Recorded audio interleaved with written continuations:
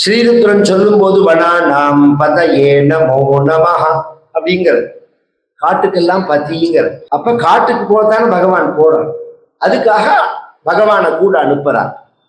பூஜை பண்ணியிருக்கேன், அந்த பரமேஸ்வரன் ஒன்று வந்து ரட்சிக்கட்டும்னு சொல்லி பிரதட்சிணம் இதீவச்சாஸ்ரு பிரதிபூர்ண லோச்சனா சமாப்யஜஸ்வத்யயனம் யதாவிதி யதாவிதி பிரதட்சிணஞ்சைவ சகார ராகவம் புனః புனశ్చాపి நிபீத்ய சஸ்வசே ததா ச தேவ்யா சகிருத பிரதட்சிணः நிபீத்ய மாதுஷ்சரணோ புனః புனः ஜகாம சீதா நிலையம் மகாயசாः சராகவா பிரஜ்வலிதः ஸ்வயாஸ்ரியா. அந்த ராமனை பிரதட்சிணம் பண்றார், காட்டுக்கு கிளம்புற ராமனை பிரதட்சிணம் பண்றார். ஒரு தாய குழந்தைகள் பிரதட்சிணம் பண்ணுவாளா, குழந்தைகளை தாய் பிரதட்சிணம் பண்ணுவாளா? ஒரு தெய்வமா இருக்கிறவாளை தானே பிரதட்சிணம் பண்ணி நமஸ்காரம் பண்ணணும். இங்க குழந்தையா உள்ள ராமனை கௌசல்ய பிரதட்சிணம் பண்ணினான்னா நாம இப்ப கோவில பிரதட்சிணம் பண்ற மாதிரி இருக்கும், யானைக்கு அணிச்சு பாப்பானி, அந்த பிரதட்சிணம் இல்லாது. கல்யாணத்துல மாலை மாத்தி ஊஞ்சல் ஆடி, மாலை மாத்திட்டு ஊஞ்சல்ல வந்து உட்கார்ந்துட்ட உடனே ஊஞ்சல் ஆடி முடிச்ச உடனே பெண்ணை பெத்த அம்மாவும் பிள்ளைய பெத்த அம்மாவும் பிரதட்சிணம் பண்ணுவா. அந்த குழந்தையில தீபமும் தீர்த்தமும் வச்சிருந்து பிரதட்சிணம் பண்ணுவா. அது என்னன்னா ரக்ஷேன்னு பேரு. அது மாதிரி ராமருக்கு ரக்ஷ பண்ணினால்னு அர்த்தம். பகவான் அங்கேருந்து கிளம்பி ஜகாம சீதா நிலையம்ங்கிறார். எல்லாம் தூங்கின கதை கேட்க கூடாது. அங்கேருந்து கிளம்பி தன்னாத்துக்கு போனார்னு சொல்லல, சீதையோட வீட்டுக்கு போனார்னா. இப்ப வீடு ராமரோட தான் சீதையோட தான், சீதையோடதுதான். நம்ம இந்து மதத்துல 10 கோடி ரூபாய் போட்டு பணம் போட்டு ஒரு புருஷன் வீடு கட்டினாலும் வீட்டுக்கு சொந்தக்காரி யாருன்னா மனைவி தான். அந்த வீட்டுக்கு கிரகப்பிரவேசத்துக்கு நாள் பார்க்கிறேன் பத்தியில, புருஷனோட நட்சத்திரத்தை பார்க்கவே வேண்டாம், அவனுக்கு சந்திராஷ்டமம் இல்லாம இருந்தா போதும். மனைவியோட கல்யாணத்திலேருந்து ஆரம்பிச்சு கடைசி வரையில் மனைவியோட நட்சத்திரத்துக்கு தான் எல்லாமே. எல்லா பொருத்த கல்யாணமோ, சாந்தி கல்யாணமோ, பும்சவனமோ, சீமந்தமோ, என்ன கிரகப்பிரவேசமோ என்னவா இருந்தாலும் மனைவியோட நட்சத்திரத்துக்கு தான் பொருத்தமே பார்க்கணும். புருஷனோட நட்சத்திரத்துக்கு சந்திராஷ்டமம் இல்லாம இருந்தா போதும், அப்படிதான். அதனால ராமனுக்கு சீதையனோட வீட்டை நோக்கி போனார். சீதை கல்யாணமா இது பட்டாபிஷேகமாகி பகவான் வருவான் அப்படின்னு நினைச்சா, பகவான் பட்டாபிஷேகம் இல்லாம வரத பார்த்துட்டு ஏன் இப்படி ஆயிடுத்து அப்படின்னு சொல்லி சீதையானவள் என்னத்தினால அப்படி நடந்தது, பட்டாபிஷேகம் நடக்கலையா, நின்று போயிடுதா, என்னோட துர்பாகிய காரணமா அப்படின்னு கேட்கிறா. ரொம்ப ஆச்சரியமான இடங்கள் அது. பகவான் பேச ஆரம்பிக்கிறதேவே யாருமே உலகத்துல வாழ்க்கையில ஒரு கஷ்டம் நஷ்டம் ஒரு ஸ்ட்ரெஸ் வந்ததுன்னா வெளியில காமிக்காம மேனேஜ் பண்ணிடுவான், மனைவியிட்ட கொண்டு கொட்டுவான். இவன் எதுக்கு எரிஞ்சு வேணான்னே அவனுக்கு புரியாது. ஆபீஸ்ல இருந்து அதெல்லாம் ஒரு காலத்துல சொல்றேன், இப்ப அதெல்லாம் ஒண்ணுமே கிடையாது. பேசினான்னா மண்டை குழந்து போயிடும். ஒரு காலத்துல ஆபீஸ்ல வந்தோடனே காப்பி குடிக்கிறேன்னா காப்பியும் வேண்டாம் கிப்பியும் வேண்டாம், என்னமோ ஆபீஸ்ல கத்தம் போட்டிருப்பா, ஏதாவது மெமோ கொடுத்துருப்பா, இல்ல ஏதாவது மேலதிகாரிகள் கோச்சுன்னு இருப்பா. அங்க வாயி பொத்தின்னு நம்ம துவாரத்தையும் பொத்தின்னு இருந்துட்டு வீட்டுக்கு வந்தோடனே மனைவிட்ட காமிப்பா, இப்ப என்னத்துக்கு கத்துறேன், என்ன டென்ஷன், எல்லாம் உன்னாலதான். நான் என்ன பண்ணினேன், காத்தால நான் கிளம்பி கொடுத்தே எய்த்தாப்புல வந்தேன். அசடுகள் பேசுறது என்ன பேசுறோம்னே தெரியாது. நல்ல கெட்டிக்காரமா இருந்தா அந்த வைத்தியத்தை எப்படி ஹேண்டில் பண்ணணும்னு தெரியும், அழகா ஹேண்டில் பண்ணுவா. அது பேசுறதெல்லாம் விட்டுட்டு காப்பியை குடிக்க ஆரம்பிச்ச உடனே வச்சு நெசுக்குவா. என்ன சொன்னாலும் கேட்டு உட்காந்துருப்பான். அந்த காப்பி உள்ள போற பிறந்தான் அந்த வேகம் இருக்கு. இதெல்லாம் ரொம்ப அழகான குடும்பம். நம்மளோட குடும்ப அமைப்பு ஒரு நிமிஷத்துல சிதைச்சிட முடியாது. நீங்க நினைச்சா மாதிரி விட்டுட்டு எல்லாம் போயிட முடியாது. அது மாதிரி கணவனையும் சொல்லணும், எல்லாருக்கும் நினைச்சபடியெல்லாம் வாழ்க்கை அமைஞ்சுடாது. எந்த நிர்வாகம் மனைவி பண்ணணும்னு நினைக்கிறானோ அந்த நிர்வாகத்துல ஒரு நாலெட்ஜ் இருக்காது. ஒரு போன் வந்தா கூட யாரு பண்ணினான்னு சொல்ல முடியாது. அதுக்காக அந்த மனைவி வேண்டாம்னு சொல்ல முடியுமா? அவாவாலோட கெப்பாசிட்டி அவ்வளவு. எங்க தாத்தாட்ட வேலை செய்யறவாலோ அல்லது நம்ம இது மாதிரி ஒருத்தட்ட எதிர்பார்த்தா எங்க தாத்தா கோச்சுப்பார். ஒரு சின்ன உதாரணம் சொல்லுவார். அவ்வளவு புத்திசாலியா அவர் இருந்தான்னா உங்ககிட்டயே வேலை செய்யறாம. அவ்வளவு புத்திசாலியா அவன் இருந்தான்னா உனக்கு ஏண்டா வேலை செய்ய போறான் அவங்க. அவனுக்கு என்ன, இந்த வாட்டர் பாட்டில் இருக்கு, இதை கொண்டு சமுத்திரத்துல முக்கினா இது 1 லிட்டர் தான் பிடிக்கும். இதோட கெப்பாசிட்டி சமுத்திரத்துல முக்கிறதுனால என்ன 4 லிட்டரா பிடிக்குது. அதோட கெப்பாசிட்டி 1 லிட்டர் தான். அது மாதிரி அவரவர்களுக்குள்ள கெப்பாசிட்டின்னு ஒண்ணு இருக்கு. கோச்சுக்க கூடாது. அதுவும் சர்வதா மனைவிட்ட கோச்சுக்க கூடாது. இந்த ராமர் என்ன பண்றார், சீதைய என்னாலயா, என்னுடைய துரதிருஷ்டமா, என்னோட துர்பாகியமா அப்படின்னு சீதை கேட்கிறார்.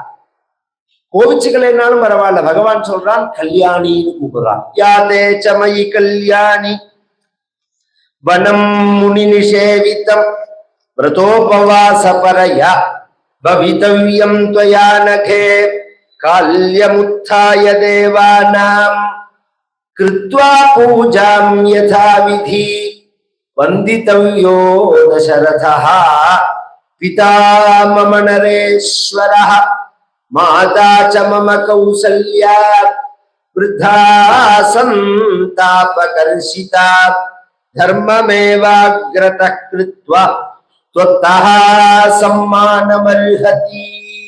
கல்யாணின்னு கூப்பிட்டான். நான் காட்டுக்கு போறேன், எங்க அப்பாவோட உத்தரவு, பரதனுக்கு பட்டாபிஷேகம், எனக்கு காட்டுல வாசம்னு. அதனால நீ என்ன தெரியுமா பண்ணணும், நான் காட்டுக்கு போனா என் ஸ்தானத்துல இருந்து எங்க அப்பா அம்மாவை எடுத்து எங்க அப்பா அம்மாவை பொறுப்பா பார்த்துக்கணும் அப்படின்னு உடனே அவ சொன்னா, ஈஸியா சொல்லிட்டேலே, எனக்கு எல்லாமே நீங்க தான், உங்களை விட்டுட்டு நான் எப்படி இருப்பேன்? இங்க பட்டாபிஷேகத்தை பரதனுக்குங்கிறதுல அவ கோச்சிக்கவே இல்லை. இதெல்லாம் ரொம்ப அழகான கட்டம். இது மாதிரி ஒரு கூட்டு குடும்பத்துல அண்ணா தம்பிக்குள்ள ஒரு சின்ன விஷயம் வரும்போது, தம்பிகிட்ட ஒன்ன அப்பா கொடுத்துட்டாருன்னு வச்சுக்கோங்களேன். அண்ணா இது மாதிரி தம்பிகிட்ட கொடுத்துட்டான்ப்பா, அப்பா கொடுத்துட்டாருப்பா, அப்பா நம்ம அதுல இதுவா உள்ள அந்த கடிகாரத்தை தம்பிகிட்ட கொடுத்துட்டாருன்னா உங்க மூஞ்சிய பார்த்தாலே தெரியறது இழிச்சவாயன்னு பார்த்தாலே தெரியறது. உங்களை எப்படி ஏமாத்துறோம், உங்க தலையில மிளகா அரைக்கணும்னு தெரியறது. மண்டையை ஆட்டிட்டு வந்தேல, அதை கேட்கணும்னு தோணலையா உங்களுக்கு? இப்படி எல்லாம் எப்படி பேசுவான்? அந்த ஒரு சின்ன அல்பமான விஷயத்த வேண்டாம்னு சொன்னான். சீதை ஒரு வார்த்தை அந்த ராஜ்யத்தை பத்தியே பேசல, காட்டுக்கு ஏன் போறேன்னு கேட்கல. அவ சொன்னா, என்னை எப்படி நீ விட்டுட்டு போறேன்னு சொல்லுவேன். எதித்வம் பிரஸ்திதோ துர்கம் வனமத்யைவ ராகவ அக்ரதஸ்தே கமிஷ்யாமி மிருத்னந்தி குஷகண்டகானே. நான் முன்னாடி போறேன், நீங்க பின்னாடி வாங்க. இந்த பேச்சே வேண்டாம். இத சம்ஸ்கிருதமா சொன்னா உங்களுக்கு புரியாது. அக்ரதஸ்தே கமிஷ்யாமிங்கிறதுக்கு இங்கிலீஷ் டிரான்ஸ்லேஷன் பண்ணி சொன்னேன்னா தெரியும். சீதா ராமனை பார்த்து சொன்னார் ஃபாலோ மீன்னா. சீதையே ஃபாலோ மீன்னு சொன்னாலா அப்படின்னா அப்படி அர்த்தம் இல்ல. காடுங்கிறது சீதைக்கு பிறந்தான், காடு இல்ல பூமி பிறந்தான். பிறந்தாத்துல எங்க எது இருக்குங்கிறது பெண்ணுக்கு தான் தெரியும். ஒண்ணு, பிறந்தாத்துக்கு போகும்போது, மாமனாராத்துக்கு போகும்போது மனைவி இல்லாம போகக்கூடாது. பைத்தியமா இருந்தா இதுவே நிற்கும் முன்னாடி. வாங்க வாங்க மாப்பிள்ளைன்னு மாமனார் கூப்பிடுவார். எங்க வந்தேன்? இங்க ஒரு ஆபீஸ் வேலையா வந்தேன், அதான் உங்களை பார்க்கலாம்னு வந்தேன் அப்படின்னு உடனே இந்த சத்தத்தை கேட்டுட்டு பாதி வேலைய மாப்பிள்ளைன்னு உடனே அந்த மாமியாருக்கு வேலை நின்று போயிடும். ஓடி லட்சுமி வந்திருக்காளா அப்படின்பா. லட்சுமி எல்லாம் வரல, நான் மட்டும்தான். ஓஹோன்னு சொல்லிட்டு உள்ள போய் காப்பி கூட குடிக்கிறான்னு கேட்க மாட்டார். பொண்ணு அழிச்சுன்னு போனாதான் உபச்சாரமே. மனைவி எங்க மாமனார் என்கிட்ட என் பொண்டாட்டிய காட்டுல என்கிட்ட பிரியம்னு சில பைத்தியம் சொல்லுவோம். பொண்டாட்டிட்ட நீ பிரியமா இருக்கிறதுன்னு தான் பிரியம். அந்த பொண்ணுன்ற நீ பிரியமா இல்லைன்னா திரும்பி பார்க்க மாட்டார். யாருமே அவாவா கட்சி தான் பேசுவா. இது உலகத்துல இயல்பு. அதனால பிறந்த வீட்டுக்கு போகும்போது மனைவியோட போகணும். மாமனார் மாமியாராத்துக்கு சீதைக்கு பிறந்தாம் பூமி, அதனால நான் முன்னாடி போறேன், நீங்க பின்னாடி வாங்கோ அப்படின்லாம் சொன்னா. இன்னும் நிறைய விஷயங்கள் சொன்னார். வனத்துல பகவான் சொன்னால் ஏகப்பட்ட பிராபலங்கள் உண்டு. அங்க ஏகப்பட்ட புழு, பூச்சி, பாம்பு, பல்லி, ராட்சசால், ஏகப்பட்ட சிங்கம், புலி, கரடி எல்லாமே இருக்கும்னா அதுக்கு அவ கேட்டா, நீங்க ஆம்பளை தானே, நீங்க ஆம்பளை தானே, அதனால நீங்க என்னை ரட்சிக்கணுமோனோ, நீங்க என்னை காப்பாத்துங்கோ இப்படி எல்லாம் சொல்ல. இந்த சாமர்த்திய பேச்செல்லாம் வேண்டாம், உன்னை நான் விட்டுட்டு தான் போகிறேன் அப்படின்னு உடனே சீதை கண் கலங்கி போயிடுது. பக்தாம் பதிவிரதாம் தீனம் மாம் சமாம் சுகத துக்கயோ நேது மருஹசிகா குஸ்த சமான சுக துக்கினி. நான் உங்க பக்தை இல்லையா, பதிவிரதை இல்லையா, தீன இல்லையா? சொன்னான்.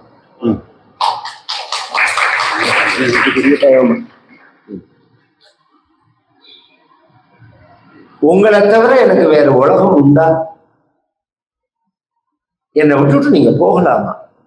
நியாயமா? மாம்சமாம் சுக துக்கையோ, ஒரு சுகத்தும் போது கூட இருந்தா மட்டும் போராது. கணவன் மனைவிக்குள்ள உள்ள அந்த பிணைப்புங்கிறது துக்கத்தும் போதும் இருக்கணும். மற்றவர்கள் வேணா துக்கத்தும் போது விட்டுட்டு போலாம், கணவனை மனைவியோ மனைவிய கணவனோ விடவே கூடாது. ஆஸ்பத்திரியில இருக்காள் மனைவி அப்படின்னு சொன்னா, பிள்ளைய பார்த்துக்கோ, நர்ஸை பார்த்துக்கோன்னு கணவன் சொல்லக்கூடாது. எத்தனை வயசா இருந்தாலும் அங்க உட்காண்டே இருக்கு. இன்னைக்கு மனைவி உட்கார்ந்து இருக்காளே, மனைவி அது மாதிரி உட்கார்றாளே, இதை நாம் நம்ம வயசாக நம்மளுடைய ஒரு கடமைகளை நாம புரிஞ்சுக்கணும். எல்லா ஒரு மனைவி, பாரதிய பெண்கள் பண்ற ஒரு தியாகத்துக்கு எப்படி அம்மாவுக்கு பதில் பண்ண முடியாதோ அது மாதிரி மனைவிக்கு பதில் பண்ணவே முடியாது. சர்வத்தையும் தியாகம் பண்ணிட்டு தான் கணவனோட வராதவன். அப்படிங்கிறத அந்த மனைவியை எப்படி நடத்தணுங்கிறது இருக்கணும். என்னை நீங்க விட்டுட்டு போனா நான் என்ன பண்ணுவேன்னு கேட்டான். பகவான் ஏன் வேண்டாம்னு சொல்றான்னா, நீ கஷ்டப்படுவ, விட்டுட்டு போகணுங்கிற எண்ணம் இல்லை எனக்கு, நீ கஷ்டப்படுவ அப்படின்னு உடனே கோச்சுண்டாள் சீதை. அப்படி நீங்க சொல்லலாமா? உங்க கஷ்டத்துல நான் சமம் உள்ளவள் தானே. பிரணய சாபிமானாச்ச பரிசிக்ஷேப ராகவம் கிந்த்வா மன்யத வைதேகா பிதா மே மிதிலாதிபா ராமஜாமாதரம் பிராப்ய ஸ்திரியம் புருஷ விக்கிரகம். நீங்க பர்த்தா, நீங்க ரட்சிக்க முடியாதா? இப்படி எல்லாம் சொன்ன உடனே பகவான் ஒரு நிமிஷம் தயங்க ஆரம்பிச்சோடனே மேல சீதை பேசினால், என்னவா இருந்தாலும் நான் அங்க சகிச்சுப்பேன், ஒரு வார்த்தை உங்களை நான் சொல்ல மாட்டேன், நீங்க என்ன அழிச்சுன்னு தான் போகணும் அப்படின்னு இவள் கண்ணை விட்டுன்னு சொன்ன உடனே பகவான் சரின்னுட்டான். இந்த கூத்தெல்லாம் பார்த்தார் லட்சுமண சுவாமி. மண்ணியையே இந்த பாடுபடுத்துறார், நம்மளை என்ன பண்ணுவார்னு தெரியாது. அதனால இவர்கிட்ட அபிப்பிராயமே அவன் கேட்கல. நான் வரட்டமா அண்ணா அப்படின்னு கேட்கல. ஒரு பையன் எடுத்துன்னா முன்னாடி போயிட்டான்.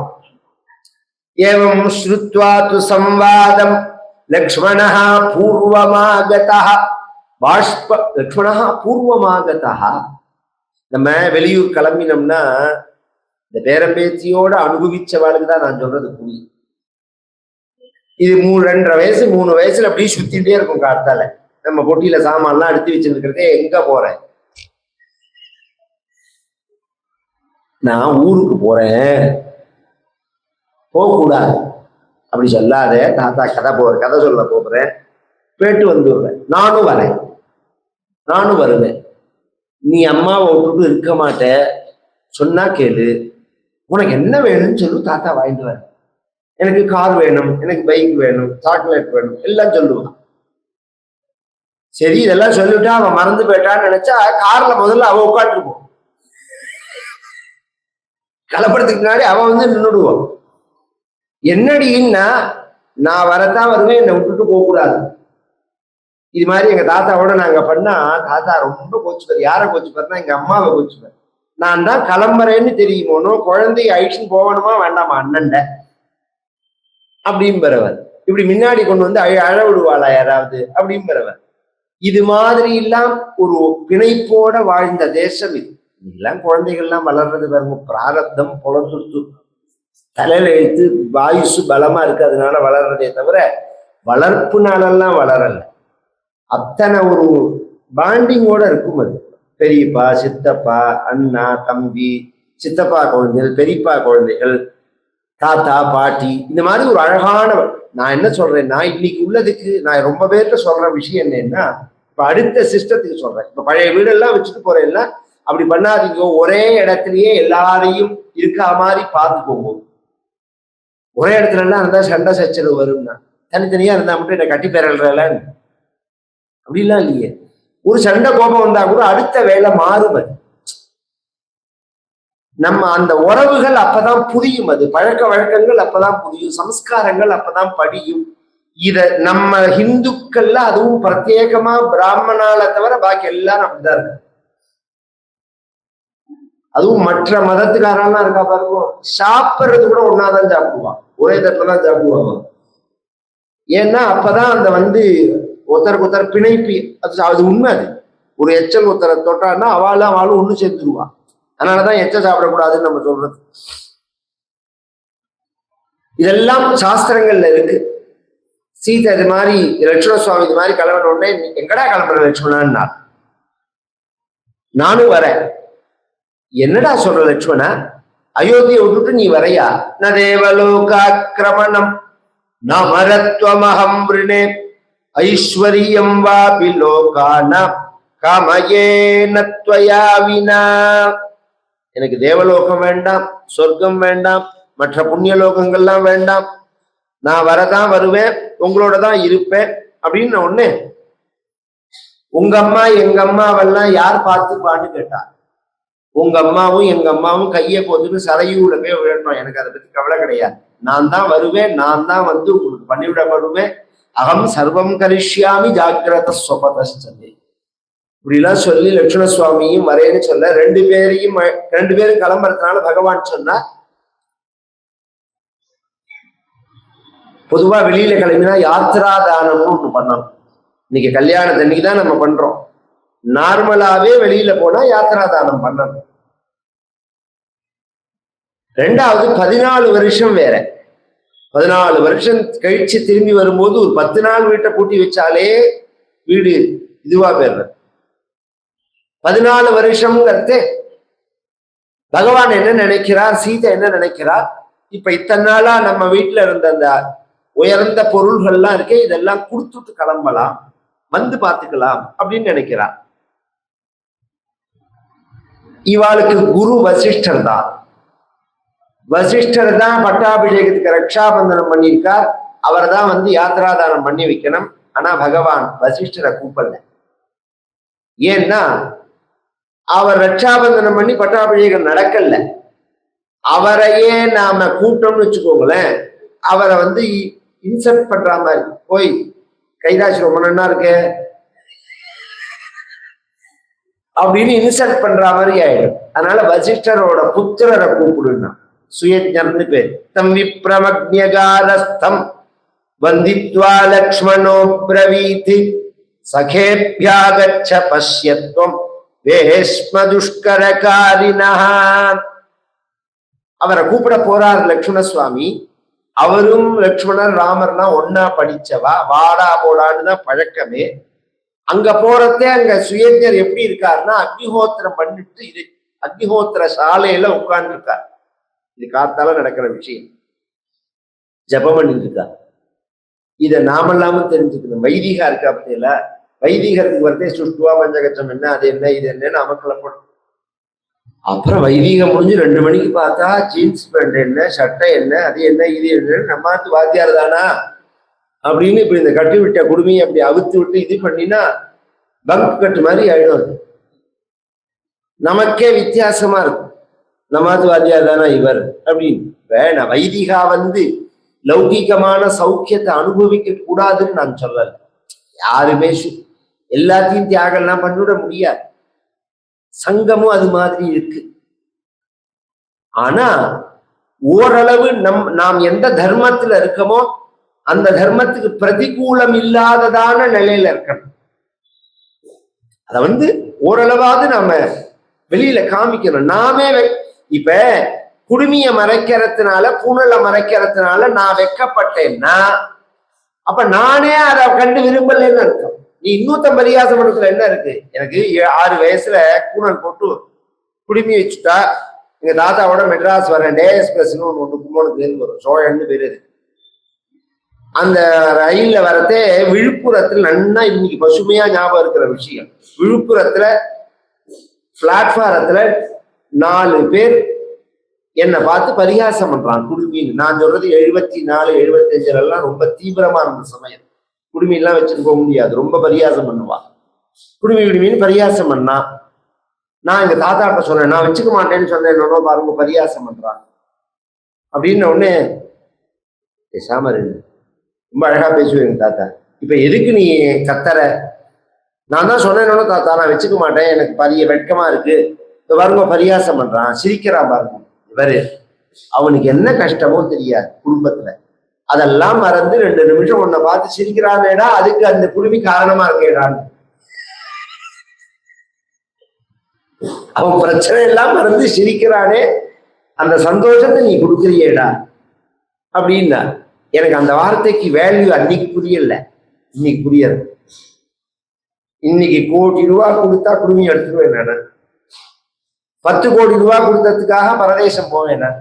எத்தனை பேர் எத்தனை ஆஃபர் பண்றான். நான் ஒரு பெருமைக்காக சொல்லல, ஒரு சனாதன தர்மத்தோட வேல்யூ நீங்க புரிஞ்சுக்கணுங்கிறதுக்காக சொல்றேன். ஒரு ரவுண்டு நான் வெளிநாடு உபன்யாசத்துக்கு போயிட்டு வந்தேன்னா லைஃப் செட்டில்மெண்ட். எனக்கு இவெல்லாம் இப்ப போறா பாருங்க, இவா மாதிரி எங்களோட யோக்கியதை கிடையாது. எல்லா ஃபீல்டுலயும் எங்களுக்கு யோகிதை உண்டு. வேதம், வேதாங்கம், சாஸ்திரம், பிரயோகம், ஜோசியம், பிரவச்சனம், இத்தனை விஷயம் தெரியும். இத்தனை பேருக்கு எல்லாரும் என்னதான் நீங்க ராமாயணத்தை தலைகீழா சொன்னாலும் கிருத்திகா நட்சத்திரம், அஸ்வதி நட்சத்திரம், 27 நட்சத்திரத்துல இன்னென்ன நட்சத்திரத்துக்கு இன்னென்ன மாதிரி ஒரு ப்ராப்ளம் வரப்போகுதுன்னு நான் இன்னைக்கு சொல்லிட்டேன். கதை முடிஞ்ச உடனே எல்லாரும் வந்துருவா, மாமா என்ன நட்சத்திரம் நான் இதை இருக்கேன். நான் சொன்ன ராமாயண மனசுல இருக்காது, அந்த ஜோசியம் தான் இருக்கும். அது மாதிரி இன்னைக்கு பணம் பண்றவா எத்தனை பேர் இருக்கா? என்ன 3 டிவில இருந்து கூப்பிட்டான். இந்த நித்தியம் ராசி பலன் சொல்ற அப்படியெல்லாம் வரமாட்டேன்னு. அது அது கரெக்ட் கிடையாது, அது கோச்சாரம். அது மீனராசி நண்பர்களே, இன்னைக்கு அப்படியே மாடியை கொத்து கொட்ட போடுறோம்பா. உலகத்துல இருக்கிறதே 12 ராசி தான். அந்த 12 80 கோடியா 80 கோடியில டிவைட் பண்ணினோம்னா மீனராசிக்கு 75 கோடி வரும். 75 கோடி பேருக்கும் பாகத்தில் கொட்ட போறதா என்ன? இது என்ன பைத்தியக்காரத்தனமான பேச்சு? அவா ஜாதகம், லக்னம், தசா, புத்தி இதை வச்சுதான் பலன்கள். இது மாதிரி ஜனங்களை பிரமிக்க வச்சு ஏமாத்தி 5 ரூபாய் சம்பாதிக்கிறதெல்லாம் சம்பாத்தியமே கிடையாது. அது ஒண்ணும். அதை விட முக்கியம், சமுத்திர தரணம் கூடாது, விதேச கவனம் கூடாது, யாக யஜ்ஞங்கள் சோமயாகங்கள்லாம் பண்ணிருக்கோங்கிற நியமத்துல நாம இருக்கணும். ஒரு தடவை ரொம்ப ஒருத்தர் கம்பல் பண்ணினார் என்ன, வெளிநாடு வரணும்னு. நான் மாட்டேன்னு. நீங்க எந்த காலத்துல இருந்து பேசுறேன்னு என்ன கேட்டார் அவர். இப்ப நீங்க எந்த காலத்துல நின்று பேசுறேன் ஜிபாங்கோ, எனக்கு அதை பத்தி தெரியாது. நான் போனது ரைட்டா தப்பான்னு நான் போனவாளை பத்தி நான் அபிப்பிராயம் சொல்லல. சாஸ்திர ரீதியா போகக்கூடாதுன்னு இருக்கு. இன்னி பாருங்க சிஷ்டாச்சாரத்துல அதை ஃபாலோவும் பண்றான். ஏன் நம்ம காஞ்சி பெரியவா, சிருங்கேரி பெரியவா யாராவது போயிருக்கால? எத்தனையோ சுவாமிஜி போயிட்டு வராளே. இவா போயிட்டு வந்தா யாராவது தடுக்க போறாளே? வெளிநாட்டிலே வரவா எல்லாருக்கும் இவ அனுகிரகம் பண்ணினாலும் இவா போறாளா எங்கேயாவது? ஏன் போகல? அப்படின்னா போகக்கூடாதுங்கிறது நியமம். அது பிரத்யேகமா இருக்கிறதுனால நான் வரதில்லை. பாருங்கோ, அவர்கிட்ட ஒரே வார்த்தை சொன்னேன், வெளிநாடு போற யோகம் எல்லாருக்குமே வாழ்க்கையில வரலாம். சேங்காலிபுரம் பரம்பரையில பிறக்கிற யோகம் எல்லாருக்கும் வராது. அதனால என்ன கம்பல் பண்ணாதீங்க. ஒண்ணு எதுக்கு சொல்றோம்னா, இந்த சிஷ்டாச்சாரம் ரொம்ப முக்கியம். கொஞ்சமாவது நாம் அதை ஃபாலோ பண்ற மாதிரி இருக்கணும். அப்பதான் அந்த தர்மமானது ஹிருதயஸ்பரிசியா இருக்கும். கேட்கிறவாளுக்கு ஹிருதயஸ்பரிசியா இருக்கும். நமஸ்காரம் வாடா போடான்னு சொல்லி பழகின லட்சுமணன் அவர் ஜபம் பண்ணி உட்காந்துக்கிற கோலத்தை பார்த்துட்டு நமஸ்காரம் வந்தித்வா லட்சுமணோ பிரவீது, நமஸ்காரம் பண்ணிட்டு அண்ணா உங்களை கூப்பிட்டார் அப்படின்னு உடனே வந்து எல்லா தானமும் பகவான் நேரடியா பண்ணல. எல்லாம் ரொம்ப இங்கிதம். பகவான் படுத்துட்டு இருக்கிற கட்டில் வந்து ரொம்ப உயர்ந்த கட்டில், தங்க வேலைப்பாடெல்லாம் பண்ணினது. இத வந்து நான் காட்டுக்கு போறதுனால நம்ம ஆத்துல வச்சுட்டு போலாம்னு சீதை சொல்றாள்.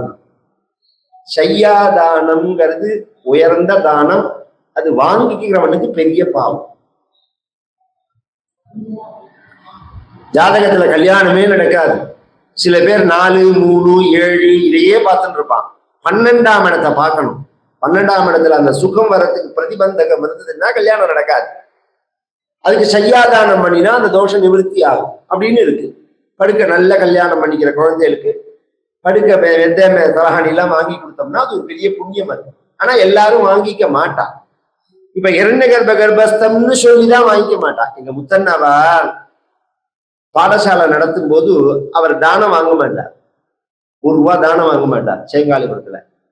அதனால என்ன பண்ணுவா, அந்த சேங்காலிபுரத்துல உள்ள பணக்காரா பசுமாடு கண்ணு போட்ட உடனே 16 நாள் ஆன உடனே அந்த பசுமாட்டை கண்ணுட்டியோட கொண்டு வந்து கொள்ளையில கொட்டில கட்டிட்டு உள்ள வந்து அக்னிஹோத்திரம் பண்ணிட்டு இருக்கிற எங்க தாத்தாவை நமஸ்காரம் பண்ணிட்டு, முத்தன்னா நம்ம ஆத்துல 2, 3 மாடு சேர்ந்தாப்புல கண்ணு போடுது, ஒரு மாடை இங்க கட்டியிருக்க, அந்த பாலை எடுத்து நீங்க அக்னிஹோத்திரம் பண்ணணும் அப்படின்னு சொல்லிட்டு மரப்படி மாடை நான் ஓட்டின்னு போறேன், அது சென்னையான உடனே திருப்பி கண்ணு போட்ட உடனே கொண்டு விடுறேன்பா.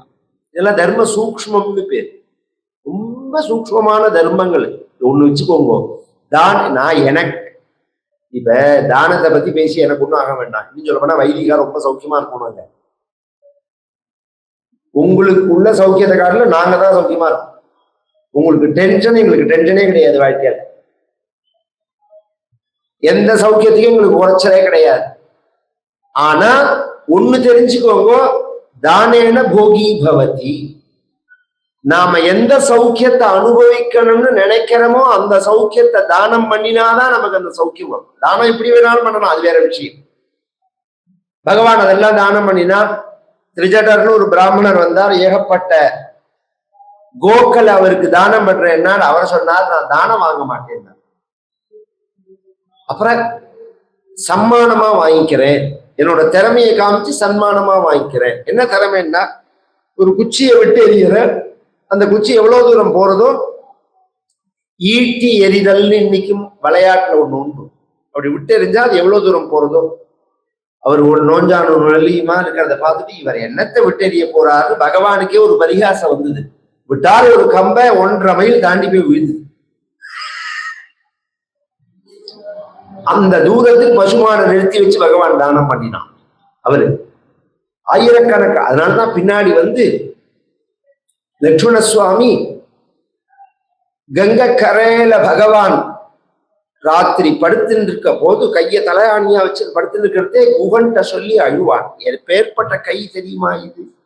ஆயிரக்கணக்கான பசுமாட தானம் பண்ணிட்டு வந்த கை, வெறுங்கை இல்லை. பகவான் கிளம்பினார். நேர சீதையும் லட்சுமண சுவாமியும் அழிச்சுண்டார். தன் அப்பாட்ட வந்தார். திரும்பி எதுக்கு அப்படின்னா, சீதையும் லட்சுமணையும் அழிச்சுன்னு போறேன் அப்படின்னு சொல்லிட்டு போறதுக்காக வந்த உடனே தன்னுடைய மற்ற மனைவிகள் எல்லாம் வர சொல்லிட்டு எல்லாரும் சேர்ந்து இருக்கிறத ராமரை வர சொல்லணும்னா சபை மாறி அந்த சபையில வந்து உட்கார்ந்துருக்கார் தசரதர். மனைவிகள்லாம் பின்னாடி நிற்கிறார்.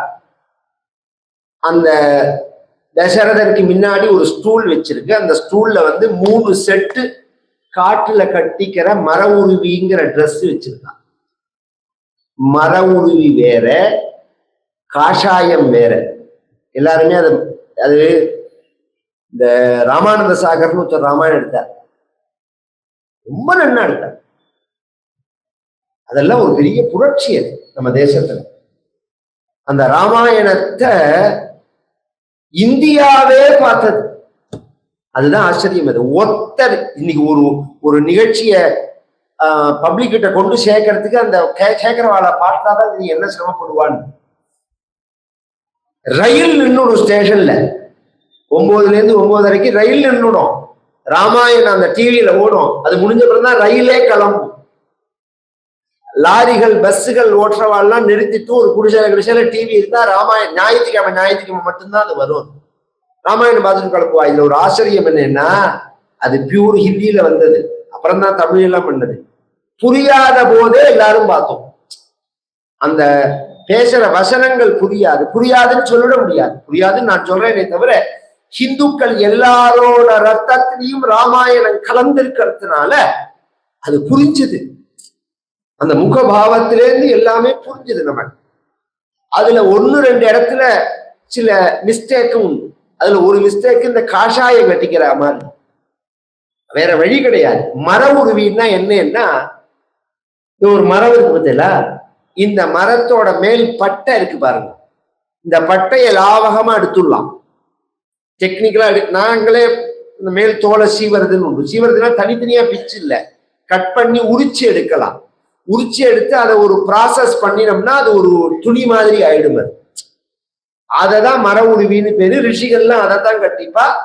அதைத்தான் கட்டிக்கிறதுக்குன்னு இவர் கை வரம் கேட்டிருக்கா. அதனால 3 செட்டு மர உருவியை கொண்டு வச்சுட்டா. வச்சா ராமர் போன உடனே அதை பார்த்துட்டு அம்மா சந்தேகப்படுறா போல இருக்கு, காட்டுக்கு போனா நம்ம கட்டிட்டு போமோ மாட்டோமோன்னு. அதனால இந்த அந்த சந்தேகமும் வேண்டான்னு அங்கேயே பட்டு பீதாம்பரங்கள் எல்லாம் விட்டுட்டு இந்த மர உருவியை கட்டின்றார்.